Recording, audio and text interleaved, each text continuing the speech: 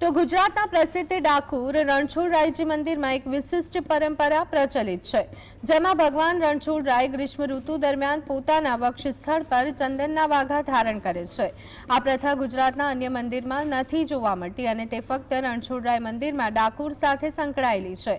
આ વિશેષ પરંપરા ભક્તોમાં ભગવાન પ્રત્યેની શ્રદ્ધા અને આધ્યાત્મિકતાને વધુ ગાઢ બનાવે છે।